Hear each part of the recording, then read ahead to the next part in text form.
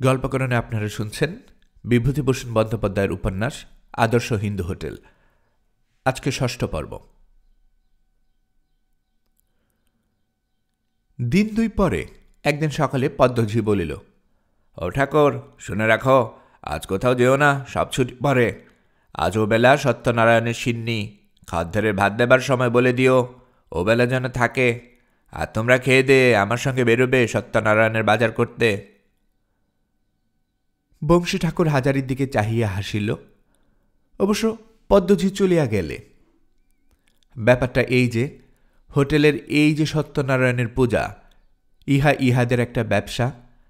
যাহারা মাসিক হিসাবে হোটেলে খায় তাহাদের নিকট হইতে পূজার নাম করিয়া চাঁদা বা প্রণামী আদায় করা হয়। আদায়ী টাকায় সব অংশ ব্যয় করা হয় না বলিয়া হাজারি বা বংশীর ধারণা। অথচ সত্যনারায়ণের প্রসাদের লোভ দেখাইয়া দৈনিক নগদ খরিদ্দার যাহারা, তাহাদেরও রাত্রে আনিবার চেষ্টা করা হয়। কারণ এমন অনেক নগদ খরিদ্দার আছেন যাহারা একবেলা হোটেলে খাইয়া যায়, দুবেলা আসে না। বংশী ঠাকুর পরিবেশনের সময় প্রত্যেক ঠিকা খরিদ্দারকে মুলায়ম হাসি হাসিয়া বলিতে লাগে, আগে বাবু, ওবেলা সত্যনারায়ণ হবে হোটেলে, আসবেন, ওবেলা অবশ্যই করে আসবেন। বাহিরে গদির ধারে বেচু চক্রবর্তীও খরিদ্দারগণকে ঠিক অমনি বলিতে লাগিল। বংশী ঠাকুর হাজারিকে আড়ালে বলিল, সব ফাঁকির কাজ। এক চিলতে কলার পাতায় আগায় 1 হাত করে গুড়গোলা আটা, আর তার উপর 2খানা বাতাসা, হয়ে গেল এর নাম তোমার সত্যনারায়ণের সিন্নি। চামার কোথাকার। সন্ধ্যার সময় পূর্ণ ভট্টাচার্য সত্যনারায়ণের পূজা করিতে আসিলেন। বাসনঘরে সত্যনারায়ণের পিড়ি পাতা হইয়াছে। হোটেলের 2-4 মিলিয়া ঘড়ি ও কাঁসা পিটাইতেছে। পদ্মঝি ঘন ঘন শাকে ফু বাজাইতেছে। খানিকটা খরিদ্দার আকৃষ্ট করার চেষ্টাতেও বটে। স্টেশনে যে চাকর হিন্দু হোটেল বলিয়া চেঁচাচ্ছে, তাহাকেও বলিয়া দেওয়া হইয়াছে। সে যাত্রীদের প্রত্যেকে বলিতেছে, আসুন বাবু, সিমি প্রসাদ হচ্ছেন হোটেলে, খাবার বড্ড জু আজকে, আসুন বাবু আসুন। যাহারা নগদ পয়সার খরিদ্দার তাহারা ভাবিতেছে, অন্য হোটেলেও তো পয়সা দিয়েই খাইবে যখন, তখন সত্যনারায়ণের প্রসাদ ফাও যদি পাওয়া যায়, বেচু চক্রবর্তীর হোটেলে যাওয়া যাক না কেন। ফলে যদু বারুজ্যের হোটেলের দৈনিক নগদ খরিদ্দার যাহারা, তাহারাও অনেকে আসিয়া জুতিতেছে এই হোটেলে। এদিকে নগদ খরিদ্দারদের জন্য ব্যবস্থা এই যে, তাহাদের সিন্নি খাইতে দেয়া হইবে ভাতের পাতে, অর্থাৎ টিকিট কিনিয়া ভাত খাইতে ঢুকিলে তবে, নতুবা সিন্নিটুকু খাইয়া লইয়া যদি খরিদ্দার পালায়। মাসিক খরিদ্দারদের জন্য অন্য প্রকার ব্যবস্থা। তাহারা চাঁদা দিয়াছে, বিশেষত তাহাদের খাতির করাও দরকার। পূজা সাঙ্গ হইলে তাদের সকলকে একত্র বসাইয়া প্রসাদ খাইতে দেয়া হইল। বেচু চক্রবর্তী নিজে প্রত্যেকের কাছে গিয়া জিজ্ঞেস করিতে লাগিলেন, তাহারা আর একটু করিয়া প্রসাদ লইবেন কিনা। যখন ওদিকে মাসিক খরিদ্দারগণকে সিন্নি বিতরণ করা হইতেছে, সে সময় হাজারি দেখিল, রাস্তার উপর যতীন মজুমদার দাঁড়াইয়া হা করিয়া তাহাদের হোটেলের দিকে চাহিয়া আছে। সেই যতীন। হাজারির মনে হইল লোকটার অবস্থা আরও খারাপ হইয়া গিয়াছে, কেমন যেন অনাহার শীর্ণ চেহারা। সে ডাকিয়া বলিল, ও যতীনবাবু, কেমন আছেন? যতীন মজুমদার অবাক হইয়া বলিল, কে, হাজারি নাকি? তুমি আবার কবে এলে এখানে? সেও অনেক কথা বলবো এখন, আসুন না আসুন। যতীন ইতস্তত করিয়া রান্নাঘরের পাশে বেড়ার গায়ে দরজা দিয়ে হোটেলে ঢুকিয়া রান্নাঘরের দরে আসিয়া দাঁড়াইল। হাজারি দেখিল তার পায়ে জুতা নাই, গায়ে অতি মলিন উড়ানি, পরনের ধুতিখানাও তদ্রূপ। আগের চেয়েও রোগা হইয়া গিয়াছে লোকটা। দারিদ্র্য ও অভাবের ছাপ চোখে মুখে বেশ পরিস্ফুট। যতীন কাষ্ঠ হাসিয়া বলিল, আরে, তোমাদের এখানে বুঝি সত্যনারায়ণ হচ্ছে আজকে? আগে আমিও কত এসেছি, খেয়েছি। তা খাবেন না? আপনি তো ছিলেন 12 মাসের বাঁধা খদ্দের। তা আসুন, প্রসাদ খেয়ে যান। যতীন ভদ্রতা করিয়া বলিল, না না, থাক থাক, তার জন্য আর কি হয়েছে? হাজারে একবার এদিক ওদিক চাহিয়া দেখিল, কেহ কোনো দিকে নাই। সবাই খাবার ঘরে মাসিক খরিদ্দারদের আদর আপ্যায়ন করিতে ব্যস্ত। সে কলার পাত পাতিয়া যতীনকে বসাইল এবং পাশে বাসনের ঘর হইতে বড় বাটির এক বাটি সত্যনারায়ণের সিন্নি, এক মুঠা বাতাসা ও 2টি পাকা কলা আনিয়া যতীনের পাতে দিয়া বলিল, একটু পেশাদ খেয়ে নিন। যতীন মজুমদার দ্বিরুক্তি না করিয়া সিন্নির সহিত কলা 2টো চটকাইয়া মাখিয়া লইয়া যেভাবে গুগ্রাসে গিলিতে লাগিল, তাহাতে হাজারিরও মনে হইল লোকটা সত্যিই যথেষ্ট ক্ষুধার্ত ছিল। বোধহয় ও বেলা আহার জোটে নাই। 3-4 গ্রাসে অতখানি সিন্নি সে নিঃশেষে উড়াইয়া দিল। হাজারি বলিল, আরেকটু নেবেন? যতীন পূর্বের মতো ভদ্রতার সুরে বলিল, না না, থাক থাক, আর কেন? হাজারি আরও 1 বাটি সিন্নি আনিয়া পাতে ঢালিয়া দিতে যতীনের মুখ চোখ যেন উজ্জ্বল হয়ে উঠিল। তাহার খাওয়া অর্ধেক হয়েছে এমন সময় পদ্মঝি রান্নাঘরের দরে আসিয়া হাজারিকে কি একটা বলিতে গেল এবং গোগ্রাসে ভোজনরত যতীন মজুমদারকে দেখিয়া হঠাৎ থমকিয়া দাঁড়াইয়া বলিল, ওকে? হাজারি হাসিয়া বলিল, ও যতীনবাবু, চিনতে পারছ না পদ্ম দিদি? আমাদের পুরনো বাবু যাচ্ছিলেন রাস্তা দিয়ে, তা আমি বললাম, আজ পুজোর দিনটা একটু পেটসাদ খেয়ে যান বাবু। পদ্মঝি বলিল, বেশ, বলিয়া সে ফিরিয়া আবার গিয়া মাসিক খরিদ্দারদের খাবার ঘরে ঢুকিল। যতীন ততক্ষণ পদ্মঝিকে কি একটা বলিতে যাইতেছিল, কিন্তু সে কথা বলিবার সুযোগ ঘটিল না তাহার। সে খাওয়া শেষ করিয়া 1 ঘটি জল চাহিয়া লইয়া খাইয়া চোরের মতো খিড়কি দরজা দিয়া বাহির হইয়া গেল। অল্পক্ষণ পরেই গোবরা চাকর আসিয়া বলিল, ঠাকুর, কর্তা তোমাকে ডাকছেন। হাজারি বুঝিয়াছিলেন কর্তা কি জন্য তাহাকে জরুরি তলব দিয়াছেন। সে গিয়া বুঝিল তাহার অনুমান সত্য, কারণ পদ্মজি মুখ ভার করিয়া গদির ঘরে বেচু চক্করতে সামনে দাঁড়াইয়া বেচু চক্করতে বলিলেন, হাজারি, তুমি যতীনটাকে হোটেলে ঢুকিয়া তাকে বসিয়া সিন্নি খাওয়াইছিলে? পদ্মজি হাত নাড়িয়া বলিল, আর খাওয়ানো বলে খাওয়ানো, 1 গামলা সিন্নি দিয়াছে তার পাতে, ইচ্ছে ছিল নুকিয়ে খাওয়াবে, ধর্মের ডাক বাতাসে নড়ে, আমি গিয়ে পড়েছি সেই সময়, বড় ডেক নামলো কি না তাই দেখতে, আমায় দেখে। হাজারি বিনীত ভাবে বলিল, সত্যনারায়ণের প্রসাদ বলে বাবু দিয়েছিলাম, আমাদের পুরনো খদ্দের। বেচু চক্করটি দাঁত খিচাইয়া বলিলেন, পুরনো খদ্দের? ভারী আমার পুরনো খদ্দের রে, হোটেলের 1টি মোটো টাকা ফাঁকি দিয়ে চলে গিয়েছে, ভারী খদ্দের আমার। 4 মাস বিনা পয়সায় খেয়ে গেল, 1টি আদলা উপর হাত করল না, 1 নম্বরের জোয়াচোর কথাকার খদ্দের। তুমি কার হুকুমে তাকে হোটেলে ঢুকতে দিলে শুনি? পদ্মঝি বলিল, আমি কোনো কথা বললেই তো পদ্ম বড় মন্দ, এই হাজারি ঠাকুর কি কম শয়তান নাকি বাবু? আপনি জানেন না সব কথা, সব কথা আপনার কানে তুলতে আমার ইচ্ছে করে না। নুকিয়ে নুকিয়ে হোটেলের অর্ধেক জিনিস ওঠে ওর ইয়ার বক্সিদের বাড়ি, যতনে ঠাকুর ওর ইয়ার, বুঝলেন না আপনি? বহাল করেন লোক, তখন আমি কেউ নই, কিন্তু হাতে নাতে ধরে দেবার বেলায় এই জন্য না হলেও দেখি চলে না। এই দেখুন আবার চুরি চামারি শুরু করে, যদি না হয় হোটেলে তবে আমার নাম। বেচু চক্রবর্তী বলিলেন, এটা তোমার নিজের হোটেল নয় যে তুমি হাজারি এখানে যা খুশি তা করবে, নিজের মতো এখানে খাটালে চলবে না, তোমার 8 আনা জরিমানা হলো। হাজারি বলিল, বেশ বাবু, আপনার বিচারে যদি তাই হয় করুন জরিমানা, তবে যতীনবাবু আমার ইয়ার নয় বা সেসব কিছু নয়, এ হোটেলে ওর সঙ্গে আমার আলাপ, ওকে দেখিনি কতদিন। পদ্মদিদি অনেক অনিজ্য কথা লাগায় আপনার কাছে, আমি আসছে মাস থেকে আর এখানে চাকরি করব না। পদ্মজি এ কথায় অনর্থ বাধাইল, হাত পা নাড়িয়া চিৎকার করিয়া বলিল, লাগায়, তোমার নামে লাগায়, তুমি যে বড় লাগাবার যোগ্যী লোক, তাই পদ্মজিকে লাগিয়ে লাগিয়ে বেড়াচ্ছে তোমার নামে। যত বড় মুখ নয় তত বড় কথা, তোমার মতো লোককে পদ্ম গ্যার্জির মধ্যে আনে না, তা তুমি ভালো করে বুঝে ঠাকুর।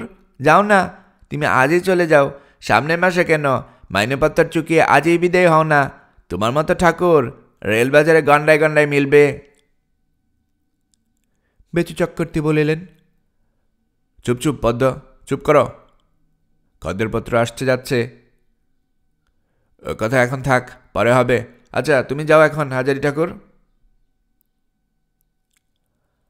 অনেক রাতে হোটেলের কাজ মিটিল। শুইবার সময় হাজারি বংশীকে বলিল, দেখলে তো কিরকম অপমানটা আমার করল পদ্মদি। তুমিও ছাড়ো, চলো দুজনে বেরিয়ে যাই। দেখো একটা কথা বংশী, এই হোটেলের উপর কেমন একটা মায়া পড়ে গিয়েছিল। মুখে বলি বটে যাই যাই, কিন্তু যেতে মন সরে না। কতকাল ধরে তুমি আর আমি এখানে আছি ভেবে দেখো তো, এই যেন আমাদের ঘরবাড়ি হয়ে গিয়েছে, তাই না? কিন্তু এরা, বিশেষ করে পদ্ম দিদি, এখানে টিকতে দিলে না। এবার সত্যিই যাব। বংশী বলিল, যতীনকে তুমি ডেকে দিলে না ও আপনি এসেছিল? আমি ডেকেছিলাম, ওর অবস্থা খারাপ হয়ে গিয়েছে, আজকাল খেতেই পায় না, তাই ডাকলাম। বলি পুরনো খদ্দের তো, কত লোক খেয়ে যাচ্ছে, ও একটু সিন্নি খেয়ে যাক, এই তো আমার অপরাধ।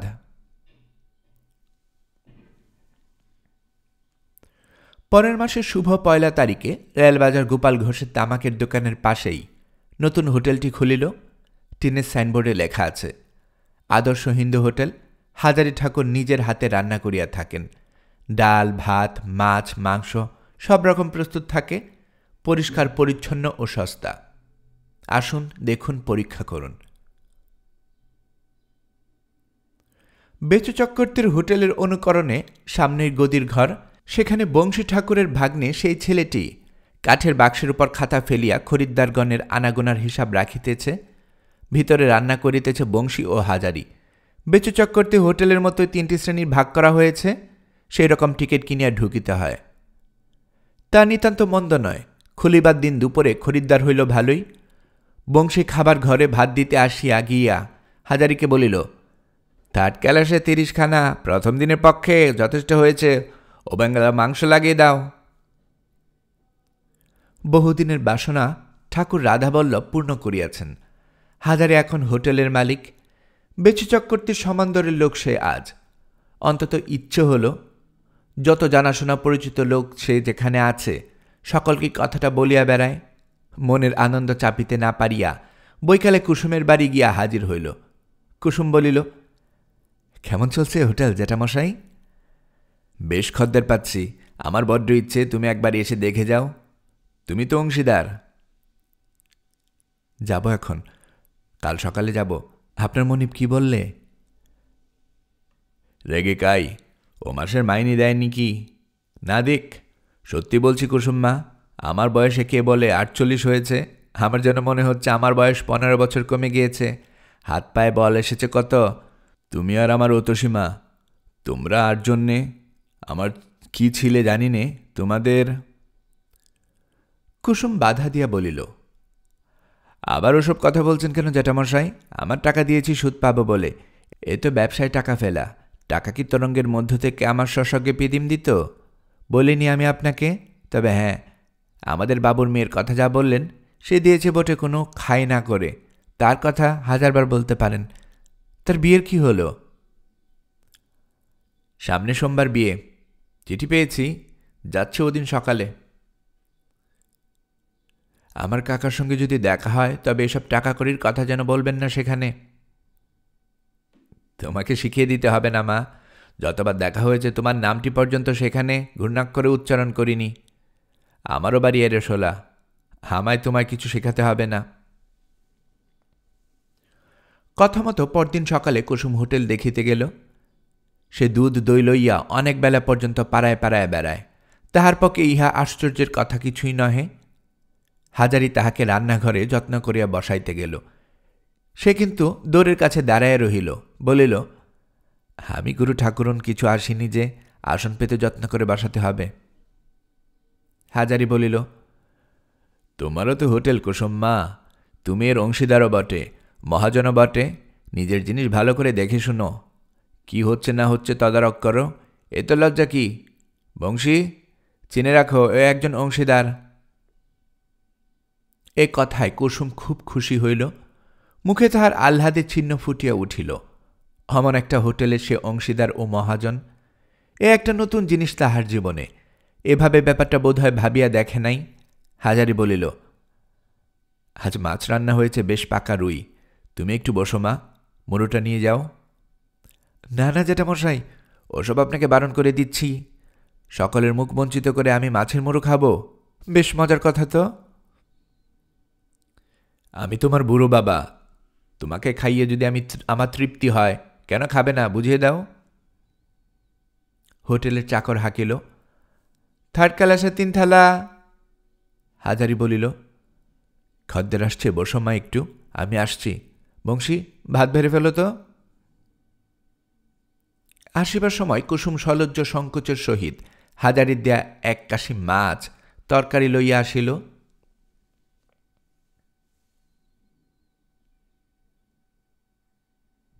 1 বছর কাটিয়া গিয়াছে। হাজারি এরশোলা হইতে গরুর গাড়িতে রানাঘাট ফিরিতেছে, সঙ্গে টেপির মা, টেপি ও ছেলে মেয়ে। তাহাদের হোটেলের কাজ আজকাল খুব বাড়িয়া গিয়াছে। রানাঘাটে বাসা না করিলে আর চলে না। টেপির মা বলিল, আর কতটা আছে গো? ওই তো সেগুন বাগান দেখা দিয়েছে, এইবার পৌঁছে যাব। টেপি বলিল, বাবা, সেখানে নাইব কোথায়? পুকুর আছে না গাং? গাং আছে, বাসায় টিউবওয়েল কল আছে। টেপির মা বলিল, তাহলে জল টানতে হবে না পুকুর থেকে? বেঁচে যাই। ইহারা কখনো শহরে আসে নাই। টেপির মায়ের বাপের বাড়ি এরশোলা 2 ক্রোশ উত্তরে মনিরামপুর গ্রামে। জন্ম সেখানে, বিবাহ এরশোলায়। শহর দেখিবার একবার সুযোগ হইয়াছিল অনেক দিন আগে। অগ্রহায়ণ মাসে গ্রামের মেয়েদের সঙ্গে একবার নবদ্বীপে রাস দেখিতে গিয়াছিল। হোটেলের কাছেই একখানা 1 তলা বাড়ি পূর্ব হইতে ঠিক করা ছিল। টেপির মা বাড়ি দেখিয়া খুব খুশি হইল। চিরকাল খড়ের ঘরে বাস করিয়া অভ্যাস, কোঠাঘরে বাস এই প্রথম তাহার। কখানা ঘর গা? রান্নাঘর কোন দিকে? কই তোমার সে টিউবওয়েল কলখানে দেখি, জল বেশ তো। ওরে টেপি, গাড়ির কাপড় চোপড়গুলো আলাদা করে রেখে দে এক পাশে। ও সব নিয়ে ছিন্নি ছোঁয়া নাপানা করে না যেন। বস্তার মধ্যে থেকে একটা ঘটি আগে বের করে দাও তো গো, 1 ঘটি জল আগে তুলে নিয়ে আসি। একটু পর কুসুম আসিয়া ঢুকিয়া বলিল, ও জেঠিমা, এলেন সব? বাসা পছন্দ হয়েছে তো? টেপির মা কুসুমকে চেনে, গ্রামে তাহাকে কুমারী অবস্থায় হইতে দেখিয়াছে।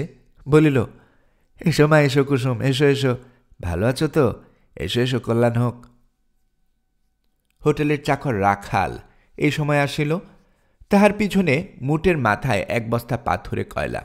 হাজারিকে বলিল, কয়লা কোন দিকে নামাবো বাবু? হাজারি বলিল, কয়লা আননি কেন রে? তোকে যে বলে দিলাম কাঠ আনতে, এই কয়লার আজ দিতে জানে না। কুসুম বলিল, কয়লার উনুন আছে, আমি আজ দিয়ে দিচ্ছি। আর শিখে নিতে তো হবে না জেঠিমাকে, কয়লার সস্তা পড়বে কাঠের চেয়ে শহর বাজারের জায়গায়। আমি একদিনে শিখিয়ে দেব জেঠিমাকে। রাখাল কয়লা নামায়া বলিল, বাবু, আর কিছু করতে হবে এখন? হাজারি বলিল, তুই এখন যাস নে, জল টলটুকু তুলে দিয়ে জিনিসপত্রগুলো গুছিয়ে রেখে যাবি তবে। হোটেলের বাজার এসেছে? এসেছে বাবু। তা থেকে এবেলার মাছ তরকারি 4-5 জনের মতো নিয়ে আয়। ওবেলা আলাদা বাজার করলে হবে, আগে জল তুলে দে দেখি। টেপির মা বলিল, ওকে গো। ও আমাদের হোটেলের চাকর, বাসার কাজও করবে বলে দিয়েছি। টেপির মা অবাক হইল। তাহাদের নিজেদের চাকর, সে আবার হাজারিকে বাবু সম্বোধন করিতেছে। এসব ব্যাপার এতই অভিনব যে বিশ্বাস করা শক্ত। গ্রামের মধ্যে তাহারা ছিল অতি গরিব গৃহস্থ। বিবাহ হইয়া পর্যন্ত বাসন মাজা, জল তোলা, খাড় কাচা, এমনকি ধান ভানা পর্যন্ত সব রকম গৃহকর্ম সে একা করিয়া আসিয়াছে। মাস 4-5 হইল 2টি সচ্ছল অন্যের মুখ সে দেখিয়া আসিতেছে, নতুবা আগে আগে পেট ভরিয়া 2টি ভাত খাইতে পাওয়াও সবসময় ঘটিত না। আর আজ কি আশ্চর্যের দ্বার হঠাৎ তাহার সম্মুখে উন্মুক্ত হইয়া গেল। কোঠাবাড়ি, চাকর, কলের জল, এসব স্বপ্ন না সত্যি? রাখাল আসিয়া বলিল, দেখুন তো মা, এই মাছ তরকারিতে হবে না আর কিছু আনব? বড় বড় পোনা মাছের 10-12 খানা। টেপির মা খুশির সহিত বলিল, না বাবা, আর আনতে হবে না, রাখো ওখানে। ওগুলো কুটি দিই মা? মাছ কুটিয়াও দিতে চায় যে, এই সৌভাগ্যেও তাহার অদৃষ্টে ছিল। হাজারি বলিল, আগে জল তুলে দে, তারপর কুটবে, এখন আগে সব নিয়ে নেই। কুসুম কয়লার উনুনে আঁচ দিয়ে আসিয়া বলিল, জেঠিমা আপনিও নিয়ে নিন, ততক্ষণ আঁচ ধরে যাক। বেলা প্রায় 11টা বাজে, রান্না চড়িয়ে দেবার আর দেরি করার দরকার কি, আমি এবার যাই। টেপির মা বলিল, তুমি এখানে এবেলা খাবে কুসুম? কুসুম ব্যস্তভাবে বলিল, না না, আপনারা এলেন তেতেপুতে এই দুপুরের সময়, এখন কোনো রকমে 2টি ঝোল ভাত রেঁধে আপনারা এবেলায় খেয়ে নিন, তার মধ্যে আবার আমার খাওয়া হাঙ্গামায়। কিছু হাঙ্গামা হবে না মা, তুমি না খেয়ে যেতে পারবে না। ভালো বেগুন এনেছি গা থেকে, তোমাদের শহরে তেমন বেগুন মিলবে না। বেগুন পুরাবো এখন, বাপের বাড়ির বেগুন খেয়ে যাও আজ, কাল শুটকে যাবে। হাজারি স্নান করিয়া বলিল, আমি একবার হোটেলে চললাম, তোমরা রান্না চাপাও, আমি দেখে আসি। আধ ঘণ্টা পর হাজারি ফিরিয়া দেখিল, টেপি ও টেপির মা দুজনে উনুনে পরিত্রাহী ফু পড়িতেছে। আজ নামিয়া গিয়াছে, তখনও মাছের ঝোল বাকি। টেপির মা বিপন্ন মুখে বলিল, ওগো এ আবার কি হলো, উনুন যে নিবে আসছে, কি করে এখন? কুসুম বাড়িতে স্নান করিতে গিয়াছে, রাখাল গিয়াছে হোটেলে, কারণ এই সময়টায় সেখানে খরিদ্দারের ভিড় অত্যন্ত। এবেলা অন্তত 100 জন খায়। বেচু চক্রবর্তী ও যদুবাণিজ্যের হোটেল কানা হইয়া পড়িয়াছে। হাজারে নিজের হাতে রান্না করে, তাহার রান্নার গুণে রেলবাজারে যত খরিদ্দার সব ঝুঁকিয়াছে তাহার হোটেলে। 3 জন ঠাকুর ও 4 জন চাকর হিমশিম খাইয়া যায়। ইহারা কেউই কয়লার উনুনে আঁচ দেয়ার তো দূরের কথা, কয়লার উনুনই দেখা নাই। আজ কমিয়া যাইতে বিষম বিপদে পড়িয়া গিয়াছে। ইহাদের অবস্থা দেখিয়া হাজারির হাসি পাইল, বলিল, শেখো পাড়াগে ভূত হয়ে কতকাল থাকবে আর, সরে দেখি, ওর উপর আবার চট্টি কয়লা দিতে হয়, এই দেখিয়ে দেই। টেপির মা বলিল, আর তুমি বড্ড শহরে মানুষ, তবুও যদি এরোশোলা বাড়ি না হতো। আজ আমি 7 বছর এই রানাঘাটের রেলবাজারে আছি, আমাকে পাড়াগায়ে বলবে কে? ও কথা তুলে রাখ গিয়েছি কে? টেপি বলিল, বাবা এখানে টোকি আছে, তুমি দেখেছ? হাজারি 20 হাত জলে পড়িয়া গেল। টোকি বাইস্কোপ এখানে আছে বটে, কিন্তু বাইস্কোপ দেখার শখ কখনো তাহার হয় নাই। কিন্তু টেপি আধুনিকা, এরোশোলায় থাকলে কি হয়, বাংলার কোন পাড়াগায়ে আধুনিকতার ঢেউ নাই। বিশেষত অতসী তার বন্ধু, অতসীর কাছে অনেক জিনিসে সে শুনিয়াছে বা শিখিয়াছে, যাহা তাহার বাবা মা তো নয়ই, জানেও না। টেপির মা বলিল, টোকি কি গা? হাজারে আধুনিক হইবার চেষ্টায় গম্ভীরভাবে বলিল, ছবিতে কথা কয়, এই দেখেছি অনেকবার, দেখব না আবার কেন? বলিয়া তাচ্ছিল্যের ভাবে সবটা উড়াইয়া দেবার চেষ্টা করিতে গেল। কিন্তু টেপি পরক্ষণে জিজ্ঞেস করিল, কি পালা দেখেছিলে বাবা? পালা? তা কি আর মনে আছে?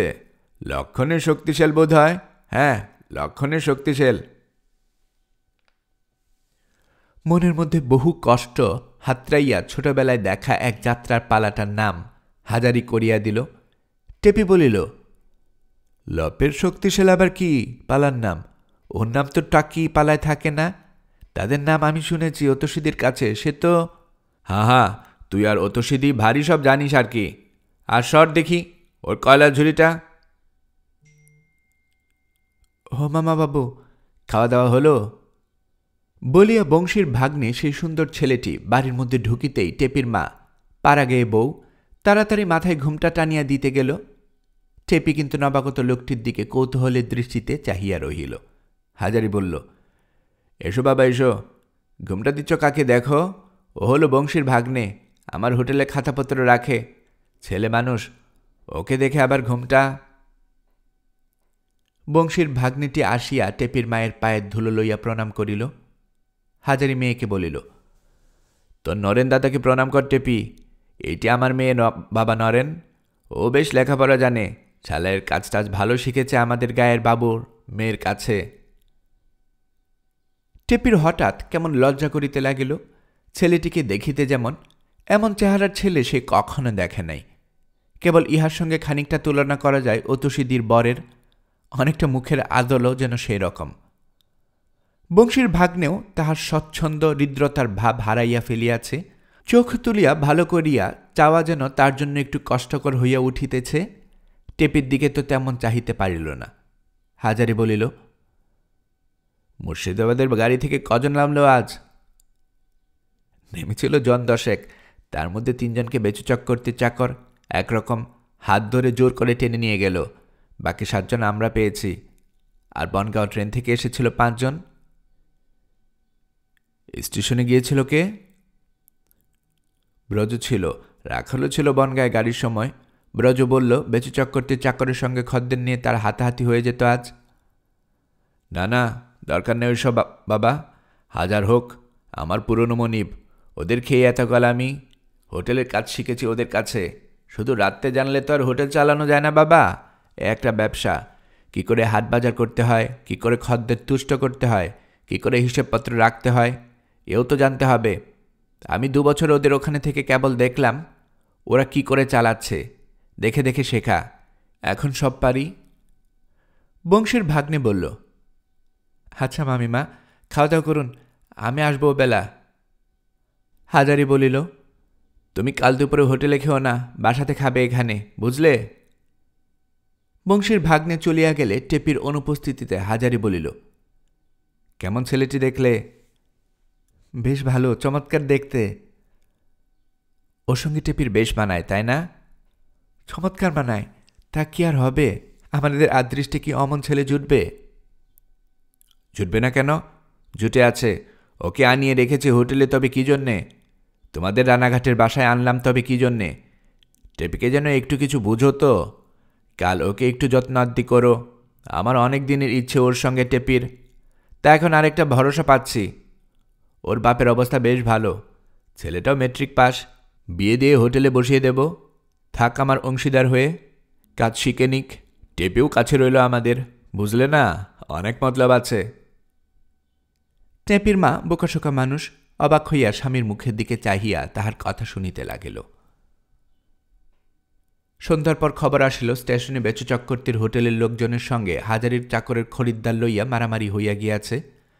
হাজারির চাকর নাথিল বলিল, বাবু, ওদের হোটেলের চাকর খদ্দের হাত ধরে টানাটানি করে। আমাদের খদ্দের আমাদের হোটেলে আসছে, তার হাত ধরে টানবে আর আমাদের হোটেলে নিন্দে করবে। তাই আমার সঙ্গে হাতাহাতি হইয়া গিয়াছে।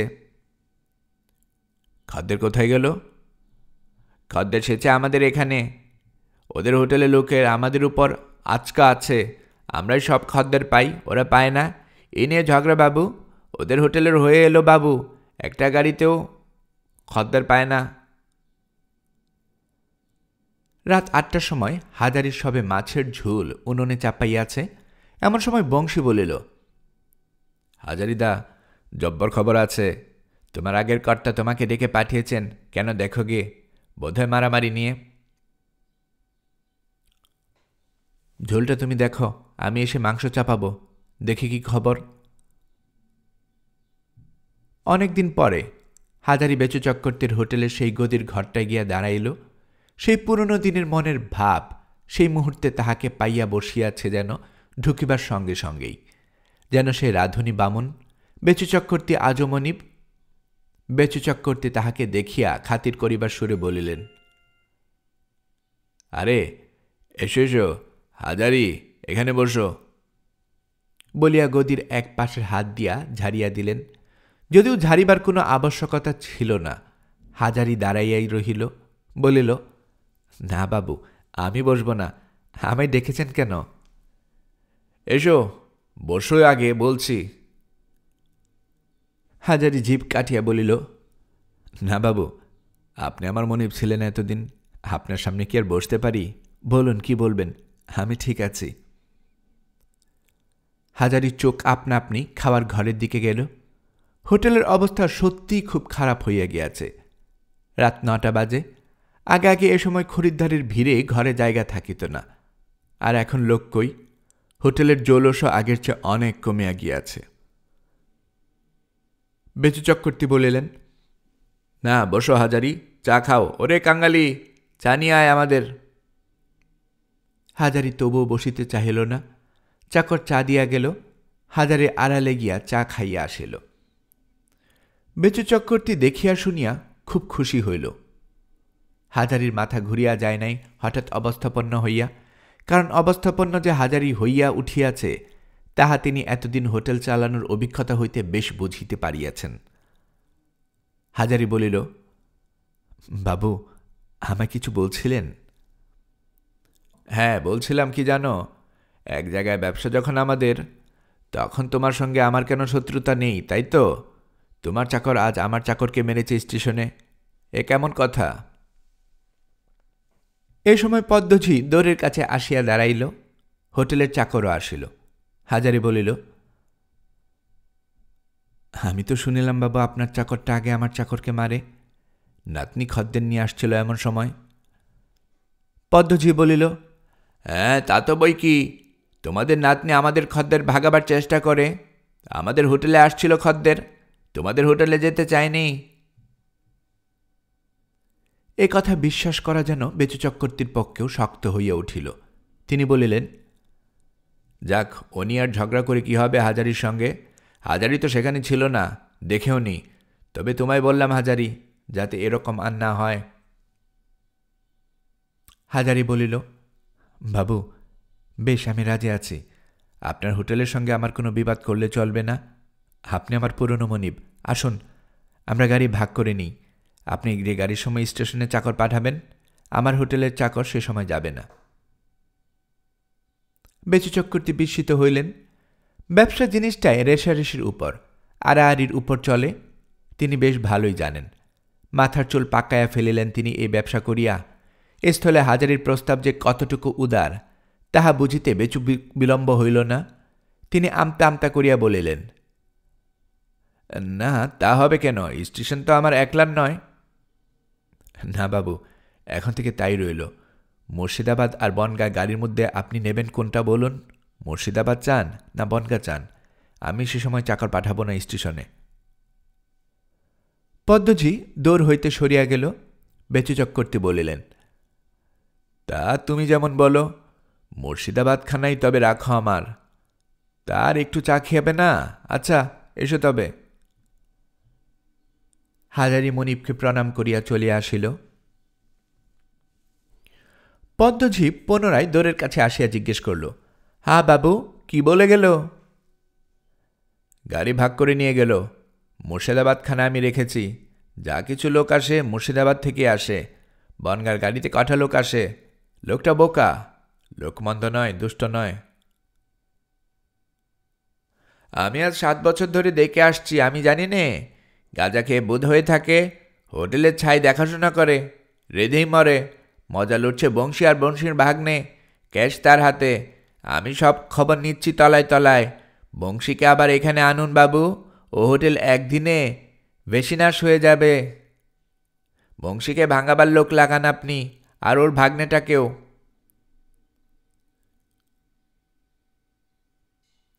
পরদিন দুপুরে বংশীর ভাগ্নে সসংকোচ হাজারির বাসায় নিমন্ত্রণ রক্ষা করিতে আসিল।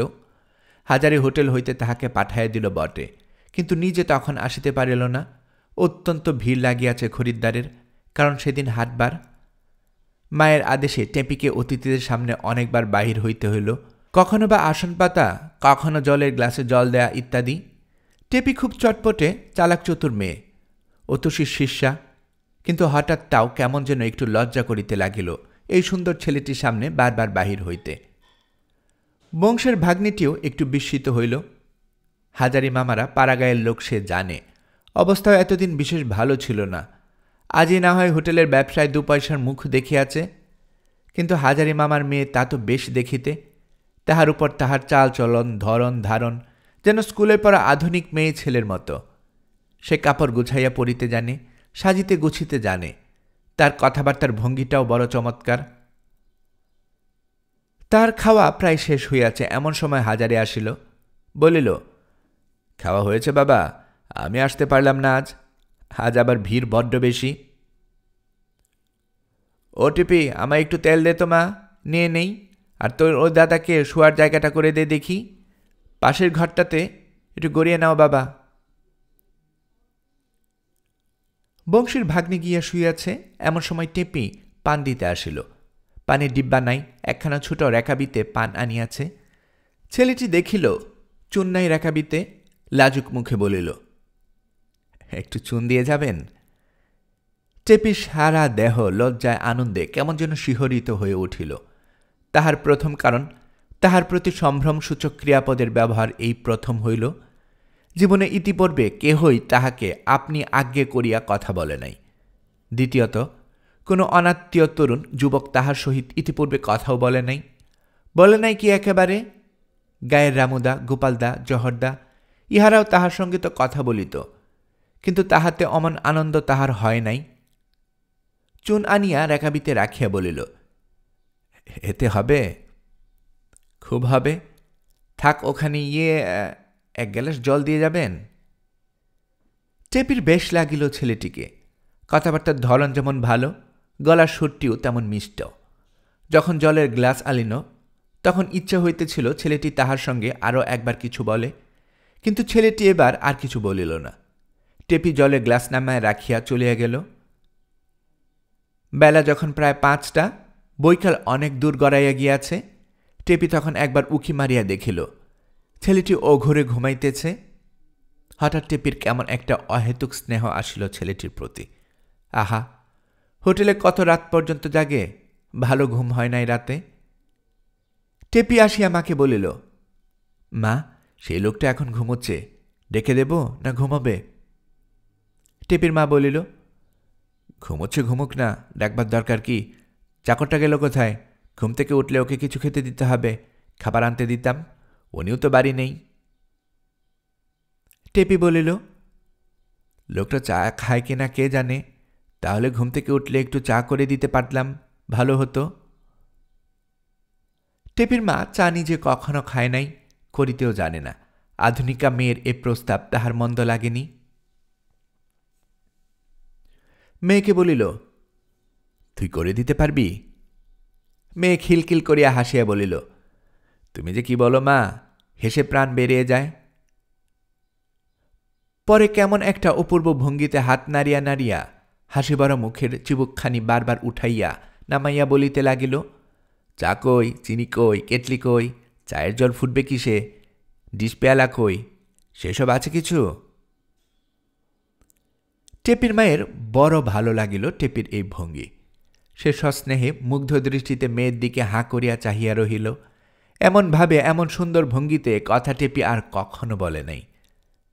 এই সময় হাজারে বাড়ির মধ্যে ঢুকিল। হোটেলেই ছিল। বলিল, নরেন কোথায়, ঘুমোচ্ছে নাকি? টেপির মা বলিল, তুমি এতক্ষণ কোথায় ছিলে? ওকে একটু খাবার আনিয়ে দিতে হবে। আর টেপি বলছে চা জল করে দিতে হতো। হাজারির বড্ড স্নেহ হইল টেপির উপর। সে না জানিয়া যাহাকে আজ যত্ন করিয়া চা খাওয়াইতে চাহিতেছে, তাহার সঙ্গে তাহার বাবা মা যে বিবাহ ষড়যন্ত্র করিতেছে, বেচারি কি জানে? বলিল, আমি সব এনে দিচ্ছি, হোটেলে আছে। হোটেলে বড্ড ব্যস্ত ছিলাম। কলকাতা থেকে 10-12 জন বাবু এসেছেন শিকার করতে। ওরা অনেকদিন আগে একবার এসে আমার রান্না মাংস খেয়ে খুব খুশি হয়েছিল।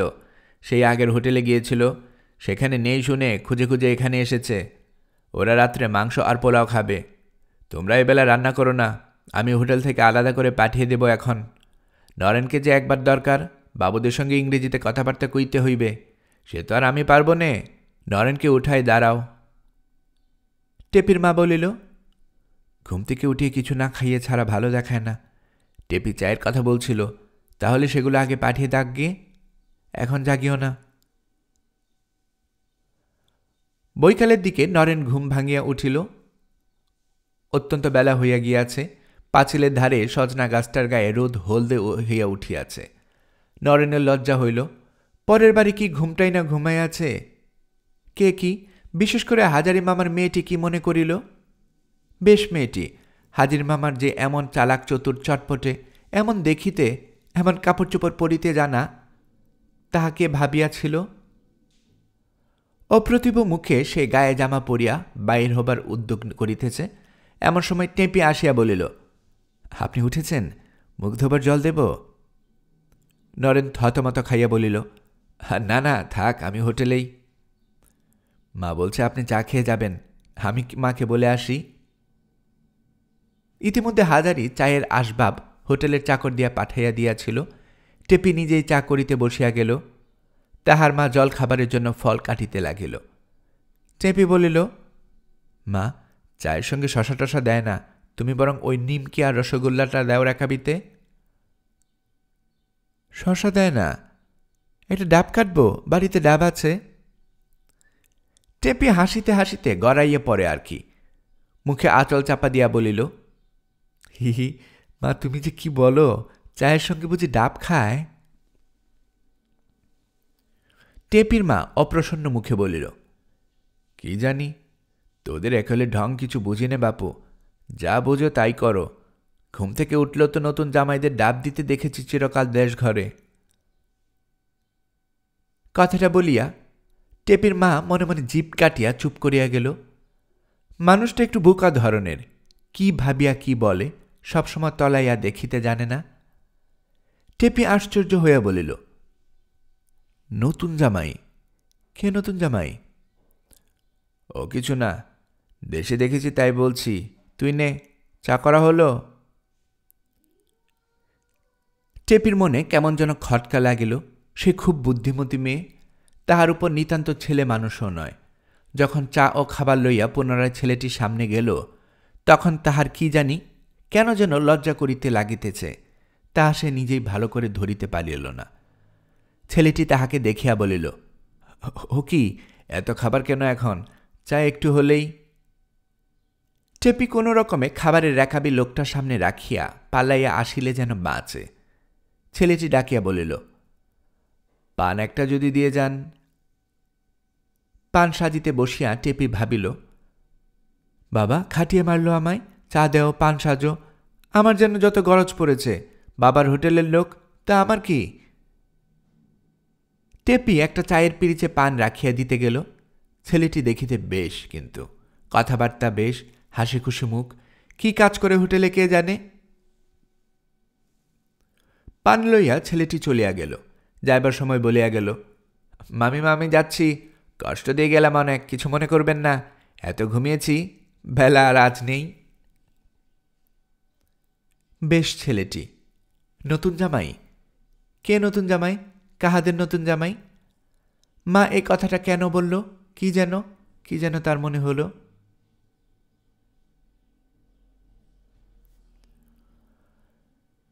টেপির মা কখনো এত বড় শহর দেখে নাই। এখানকার কাণ্ডকারখানা দেখিয়া সে অবাক হইয়া গিয়াছে। মোটর গাড়ি, ঘোড়ার গাড়ি, স্টেশনের বিদ্যুতের আলো, লোকজনই বা কত, আর তাদের এরোশোলায় দিন মানেই শিয়াল তাকে বাড়ির পিছনকার ঘন কাশবনে। সেদিন তো দিন দুপুরে জেলেপাড়ার ক্যাস্টো জেলে 3 মাসের ছেলেকে শিয়াল লইয়া গেল। ইতিমধ্যে কুসুম আসিয়া একদিন উহাদের বেড়াইতে লইয়া গেল। কুসুমের সঙ্গে তাহাদের রাধাবল্লভতলা, সিদ্ধেশ্বরীতলা, চূর্ণীর ঘাট, পাল চৌধুরীর বাড়ি সব ঘুরিয়া ঘুরিয়া দেখিল। পাল চৌধুরীদের প্রকাণ্ড বাড়ি দেখিয়া টেপির মা ও টেপি দুজনেই অবাক। এত বড় বাড়ি জীবনে তাহারা দেখে নাই।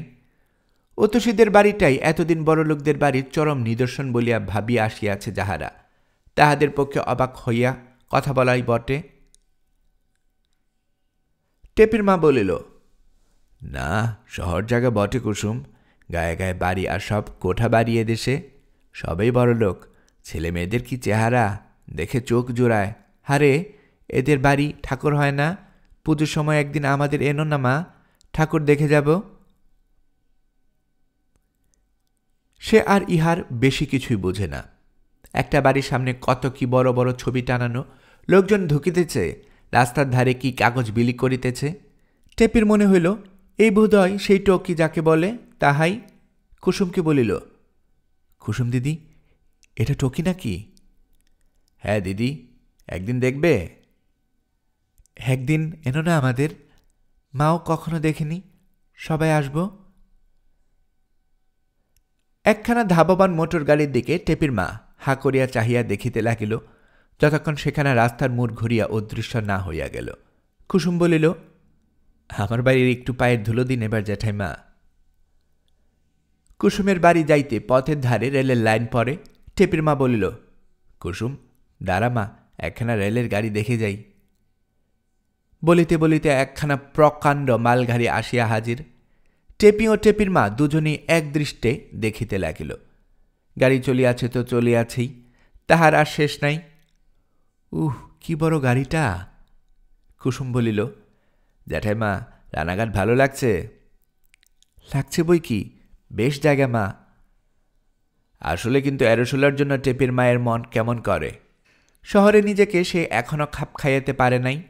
সেখানকার তালপুকুরের ঘাট, সদা বোষ্টমের বাড়ির পাশ দিয়ে যে ছোট নিবৃত্ত পথটি বাঁশবনের মধ্য দিয়া বারুজ্যের পাড়ার দিকে গিয়াছে, দুপুরবেলা তাহাদের বাড়ির কাছে বড় শিরিষ গাছটায় এই সময় শিরিষদের সুটি শুকাইয়া ঝুনঝুন শব্দ করে।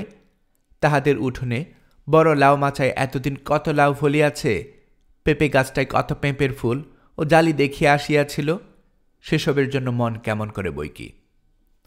তবে এখানে যাহা সে পাইয়াছে, টেপির মা জীবনে সেরকম সুখের কথা মুখে দেখে নাই। চাকরের উপর হুকুম চালাইয়া কাজ করাইয়া লওয়া, সকলে মানে খাতির করে, অমন সুন্দর ছেলেটি তাহাদের হোটেলের মুহুরি, এ ধরনের ব্যাপারে কল্পনাও কখনো সে করিয়াছিল। কুসুমের বাড়ি সকলে গিয়া পৌঁছিল। কুসুম ভারী খুশি হইয়া উঠিয়াছে তাহাদের বাপের বাড়ির দেশের ব্রাহ্মণ পরিবারকে এখন পাইয়া। কুসুমের বাড়ির শাশুড়ি আসিয়া টেপির মায়ের পায়ের ধুলো লইয়া প্রণাম করিয়া বলিল, আমাদের বড় ভাগ্যী মা, আপনাদের চরণ ধুলো পড়ল এ বাড়িতে। টেপির মাকে এত খাতির করিয়া কেহ কখনো কথা বলে নাই, এত সুখ তাহার কপালেও লেখা ছিল। হায় মা, ঝিটকিপোতার বনবিবি, কি জাগ্রত দেবতাই না তুমি! সেবার ঝিটকিপোতার চৈত্র মাসের মেলায় গিয়ে টেপির মা বনবিবির তলায় 5 আনার সিন্নি দিয়া স্বামী পুত্রের মঙ্গল কামনা করিয়াছিল। এখনো যে বছর পার হয় নাই, তবু লোকে ঠাকুর দেবতা মানিতে চায় না। কুসুম সকলকে জলযোগ করাইল, পান সাজিয়া দিল। কুসুমের শাশুড়ি আসিয়া কতক্ষণ গল্পগুজব করিল। কুসুম গ্রামের কথাই কেবল শুনিতে চায়। কতদিন বাপের বাড়ি যায় নাই, মা বাবা মরিয়া গিয়াছে, জ্যাঠামশাই আছে, কাকারা আছে, তাহারা কোনোদিন খোঁজও নেয় না। খোঁজ করিতে অবশ্যই, যদি তাহার নিজের অবস্থা ভালো হইত। গরিব লোকের আদর কে করে? এসব অনেক দুঃখ করিল। আরও কিছুক্ষণ বসিবার পরে কুসুম উহাদের বাসায় পৌঁছিয়া দিয়া গেল। গল্পকরণে এতক্ষণ আপনারা শুনছিলেন বিভূতিভূষণ বন্দ্যোপাধ্যায়ের লেখা গল্প আদর্শ হিন্দু হোটেল এর 6ষ্ঠ পর্ব। আমি নিয়মিতভাবে গল্প পাঠ করে আপনাদেরকে শোনাচ্ছি। গল্প পাঠ ভালো মনে করে থাকলে আমাদের এই গল্পটি আপনার বন্ধুবান্ধব প্রিয়জন সবার কাছে শেয়ার করবেন, তাতে করে তারা এই গল্পটি শোনার সুযোগ পাবে। আপনারা ভালো থাকবেন সে প্রত্যাশা এখানে বিদায় নিচ্ছি আজ।